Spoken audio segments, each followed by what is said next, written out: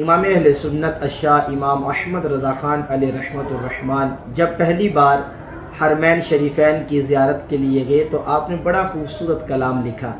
الحمدللہ میں بھی حرمین کی زیارت کے لیے جا رہا ہوں، آئیے چند اشعار کلام رضا کے آپ کے سامنے عرض کرتا ہوں۔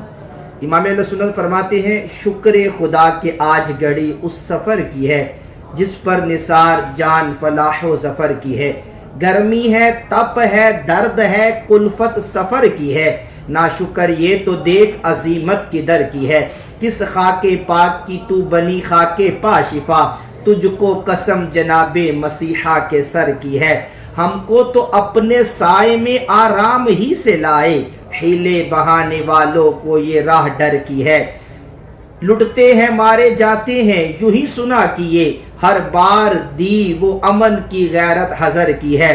ماہ مدینہ اپنی تجلی عطا کرے، یہ ڈلتی چاندنی تو پہر دو پہر کی ہے۔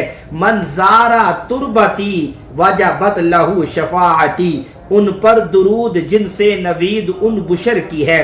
اس کے طفیل حج بھی خدا نے کرا دیے، اصل مراد حاضری اس پاک در کی ہے۔ کعبہ کا نام تک نہ لیا، طیبہ ہی کہا، پوچھا تھا ہم سے جس نے کہ نہدت کی در کی ہے۔ ہوتے کہاں خلیل و بنا، کعبہ و منا، لولاک والے صاحبی سب تیرے گھر کی ہے۔ اور مولا علی نے واری تیری نیند پر نماز، اور وہ بھی اثر سب سے جو اعلیٰ خطر کی ہے۔ صدیق بلکہ غار میں جان اس پہ دے چکے، اور حفظ جان تو جانے فروز غرر کی ہے۔ ہاں تو نے ان کو جان انہیں پھیر دی نماز، پر وہ تو کر چکے تھے جو کرنی بشر کی ہے۔ ثابت ہوا کہ جملہ فرائض فروع ہیں، اصل الاصول بندگی اس تاجور کی ہے۔ اور مجرم بلائے آئے ہیں، جاؤ کا ہے گواہ، پھر رد ہو کب یہ شان کریموں کے در کی ہے۔ بد ہیں مگر انہی کے ہیں، باغی نہیں ہے ہم، نجدی نہ آئے اس کو یہ منزل خطر کی ہے۔ تف نجدیت نہ کفر نہ اسلام، سب پہ حرف کافر ادھر کی ہے نہ ادھر کی ادھر کی ہے۔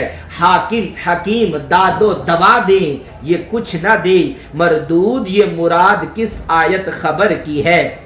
ذکر خدا جو ان سے جدا چاہو نجدیو، واللہ ذکر حق نہیں کنجی سقر کی ہے۔